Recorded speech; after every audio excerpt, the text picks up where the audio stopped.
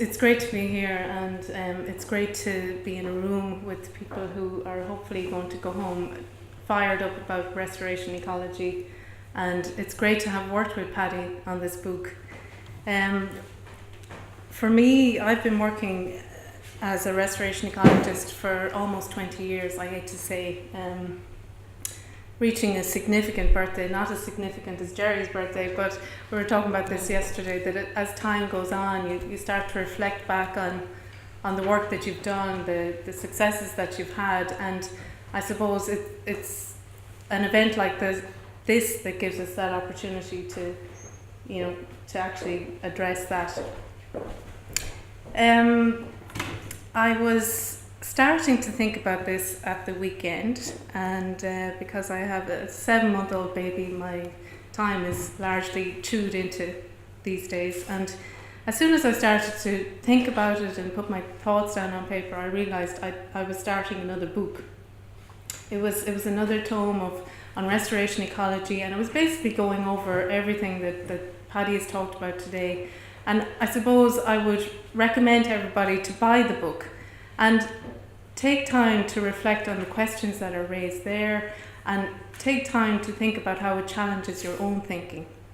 Because one thing is for sure, as soon as you start working on restoration, your thinking will be challenged and your perspective will be challenged, and you will have to meet people on a playing field that won't have the same perspective of you. And that's where the engagement really comes into play. I've really enjoyed reading the book, and I suppose having worked in this area for almost 20 years, it's not always it's not always on a positive level. There have been several challenges. There has been several negative experiences where you're trying to push your agenda forward, and you might not make traction, and so I think the positives, reading Paddy's book has really given me a renewed enthusiasm for the subject, and I have to thank him for that. Especially when you read the stories about other people who are experiencing the same things as you. There's people here in this room who've have experienced the people from the Abbey Leagues bog. When you work on a project with restoration, it's a long journey. It just doesn't happen overnight. I often say that, specifically when we're working on bogs and peatlands, a bog is for life, not to use the old adage that a puppy is not just for Christmas. It's not just for Christmas, it's for life. You're talking about a long-term relationship, and you may have ups and downs during that time, but this is, you're in it for the long haul. So it's great to have Paddy's take on it. There's a real renewed enthusiasm there, and I've really benefited from that. I think one of the great things is that and many of my discussions with Paddy is that he often asks the most obvious questions that are often the most difficult to answer, and they may be quite simple, because as an ecologist or as an academic, sometimes you all assume that you're on the same playing field, etc., and you have the same perspective, but you might be walking out across a bog and talking about all the great work you've done, and this has come back and this has come back, and you might just say, but that's fine, Catherine, but has this actually really worked? And you're saying, well, it has on one level, but maybe on other levels it didn't. So I thank him for those discussions and basically challenging me out of maybe my own little comfort zone in that what I thought was successful. And because really, if you're not challenged, then you possibly become ineffective. You have to be challenged to remain effective in what you do, and essentially on edge. I think that in terms of the title of the seminar this morning, is restoration the best conservation strategy in this climate change century? I would say that it is not. It is one of the pieces of artillery that we have. I think that we still need to use some of the more traditional approaches to conservation, such as preservation in situ, but I think that restoration is going to be critical, because as what we've learned in conservation a lot of the time, and up until now, it has been basically about drawing red lines on a map. Now, red lines on a map don't necessarily translate very well onto the ground, and species and habitats don't always recognise these red lines on the map. So restoration really comes into the fore, where you're trying to connect these areas and trying to breathe new life into these systems, because a lot of the times the red lines are on a map because these areas, their preservation is critical, the habitat is on its last legs, the species is going to extinction. We need to put a red line down there and we need to stop anybody going in there. But that's not to say that that species or that habitat is going to survive. So restoration comes to the fore in conservation strategies in terms of trying to link up those red lines and trying to almost create bloodlines for species to move between sites like that, and then for habitats also to expand but outside of those ranges. So I suppose that was just my thinking. I don't want people to think restoration is going to be the magic bullet. It's the thing that's going to save us all. Or, one of the things I might hear in the business that I'm in, oh, well, sure, if we can restore it, can't we drain it? And then we can restore it back to what it was. So, you can't just make that assumption. And I think it's dangerous for us to maybe go out of the room with that message. So it's just that, again, restoration is just one of the many things that we can do. And again, it will be more critical as we move into a climate change scenario where the goalposts will be changing. And not just changing, they'll be jumping all over the shop. And we won't be able to predict where they're going and how that change is going to manifest itself on the ground. So yes, restoration is integral to conservation, but so are a number of things such as preservation in situ, education, engagement, big picture thinking, national thinking, restoration. We have a network of conservation areas. We have the Natura 2000 network, we've SACs, we've NHAs, but what happens in between? Let's think about green infrastructure and how we can link up these sites, and let's obviously be a realist as well, which is an essential part of conservation, and let's not forget that we need resources. So there aren't any ministers in the room, but we need to get the message there that restoration is important and it needs to be resourced. We can't just do this for nothing. The diggers and men don't come for nothing, especially when there's a lot of work to do. In terms of my own experience in rehabilitation, restoration, I suppose I've always, up until quite recently, worked outside of that traditional old school kind of conservation network. And you might say restoration dips its toe outside and into the space between. So largely I've been working on heavily modified areas of peatland, and my task has been to capture, you were given the task to restore or rehabilitate these areas. So again, we return to the questions that Paddy posed. What do we want to restore? Why do we want to restore? Is it possible to restore to a peatland, for example, if you had a raised bog that's been, basically the peat has been removed for peat energy or for peat horticulture, can you restore that to a peat forming condition? In a lot of cases you can't, because you're right down to the fen layers, but you can achieve other elements such as a woodland habitat, such as poor fen habitat, and some places you get rich fen. So you've got to be realistic about your aims and objectives. Why are you bothering? Is it just so you look good, or what's this all about? Is this part of a bigger picture in terms of nature conservation or a plan for Ireland? So you've got to take a number of perspectives on board. And all of these questions have to be answered, and not least because at some point you're going to have to go in and meet your finance team and say, I need a budget. I need €1 million. I need to rehabilitate 6,500 hectares in Mayo. I need the resources and the people to do that. So the straight questions that Paddy asks are the sort of questions that I will be asked on a daily basis by our finance team. Do you need this? What do you need this for? How are you going to go about it? And if I don't have the science behind it, then I don't get the money. So that's, again, another aspect of restoration. We're in the real world here. It's not just all up in the air. within Bordenmona, I suppose, specifically working in peat mining, we rehabilitate, and I suppose this comes down to like the question, why do we restore, why do we rehabilitate? And there is a distinction between the two terms, which I'm happy to talk about because that discussion could go on for quite a long time, but it's in a bid to reverse damage or to reduce degradation.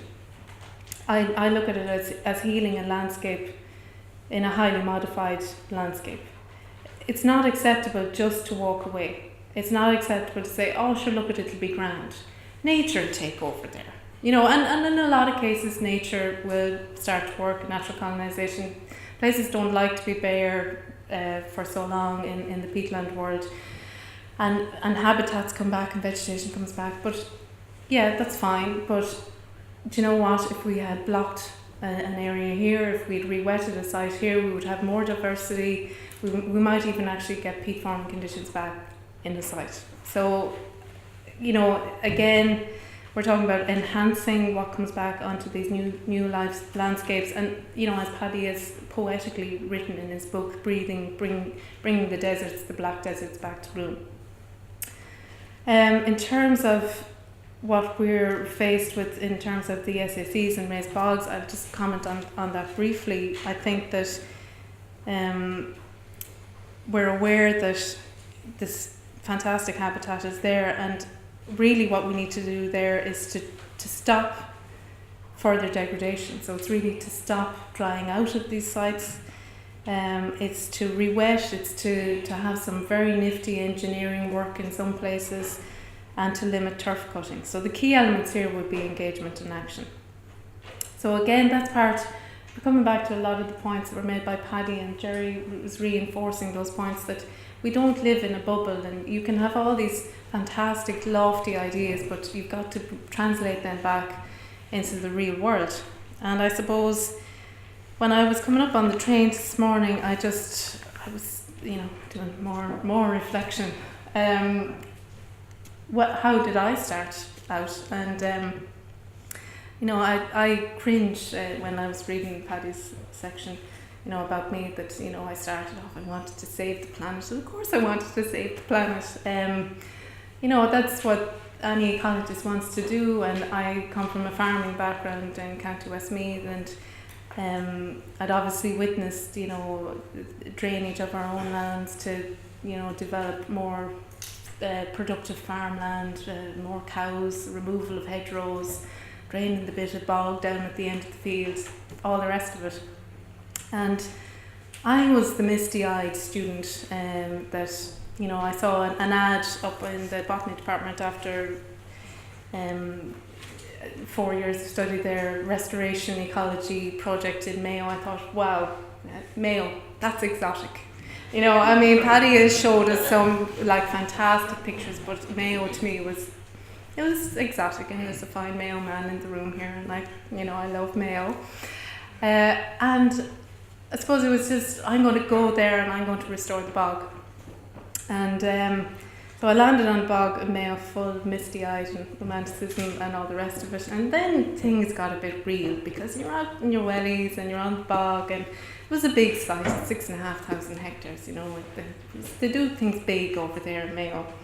And I suppose it was translating or transforming my own ideas that we can go in and restore, to actually meeting the lads on the bog and realising I need to set up trials here. I need to set up a little re-wetting experiment. And little, of course, been maybe 50 metres by 100 metres, but I needed a dozer to do that. And so I had to meet several people, and one of them being a man called Paddy Garvin. And Paddy was great excavator driver, digger driver, all the rest, and could not understand why I wanted to re-wet the bog that he had been trying for 40 years to drain. So who are you? And you're a grand lassie, and come on, you know. And I had to sit in with him in the dozer and explain to him. This is a level of engagement that I had never anticipated. And so he understood, and he said, that's fair enough, yeah. And he was the person to do it, because he knew because he'd been trying to drain it for so many years. He knew exactly how not to drain it and put the berm back. And so I was starting to learn there was a level of expertise here that I didn't have from doing my wonderful Bachelor of Science. And so I proceeded then, I set up my experiments, I got to meet the lads, and anyway, I was still living in Dublin at the time, got my PhD. Brilliant, I'm now become the smug academic.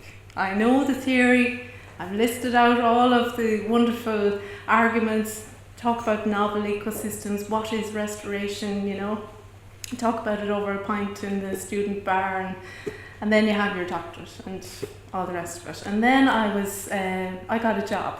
Since then I was catapulted again into the real world. And it was, Catherine, you've done the research, you have all the theory behind it, we now want you to go and translate it onto this site. We want you to go and rehabilitate 6,500 hectares of bog. This is grand, no problem. And obviously needed the money as well. So I moved to Mayo, and again, another learning curve.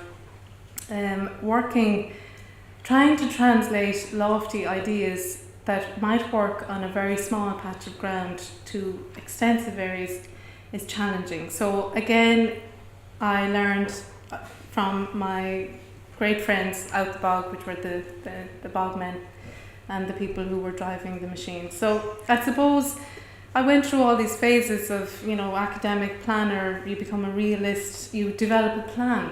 And so then you submit the plan to your peers. And some people, you know, might be here, people from Antashka, IPCC, I have this fantastic plan. And then you can prepare to eat humble pie, because they will tell you how you should do it.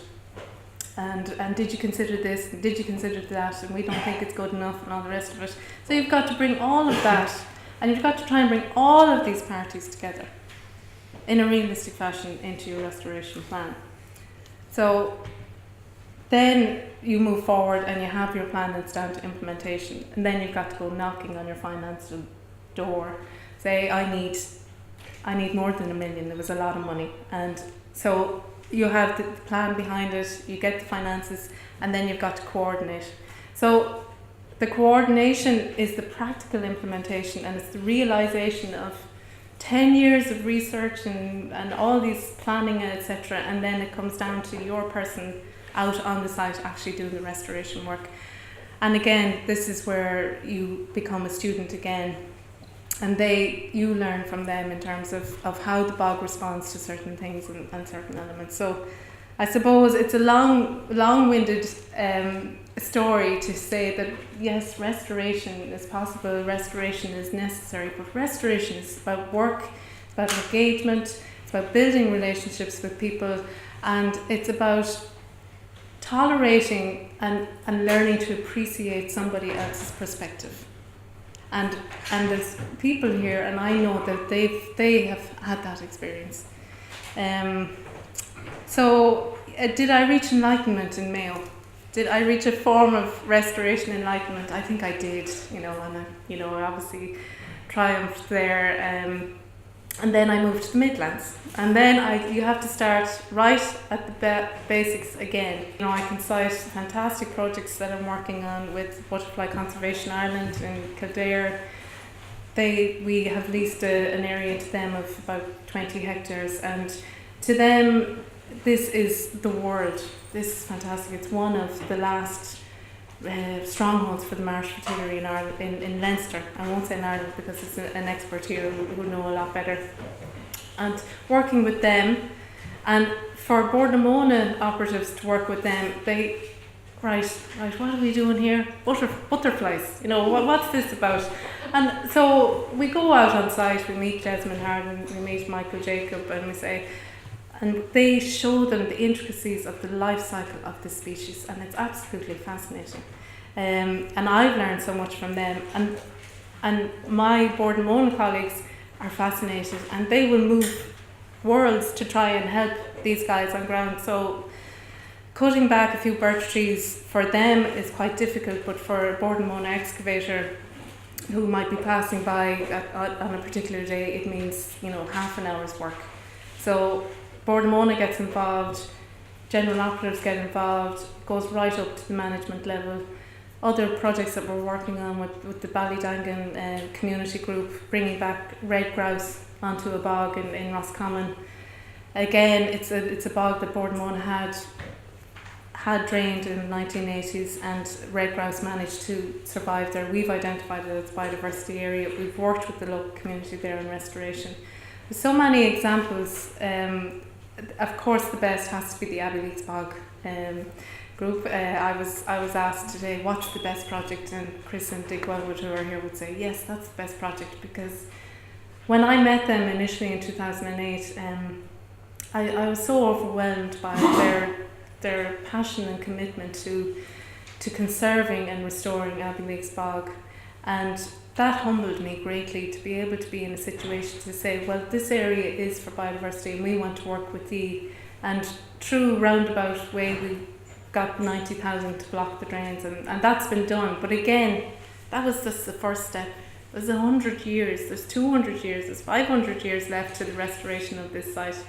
And for a bog that has taken 10,000 years to develop, and maybe only an afternoon to drain, to restore it, you're not going to get it back to that previous condition in a short time frame of 5 to 10 years. So I was asked to respond to this and what Paddy had said this morning in his fantastic book. And I'm absolutely passionate about restoration ecology, and I feel we have volumes of books to come, Paddy, not least possibly a book about the restoration work that's ongoing in Ireland. And I'm just, well done, Paddy.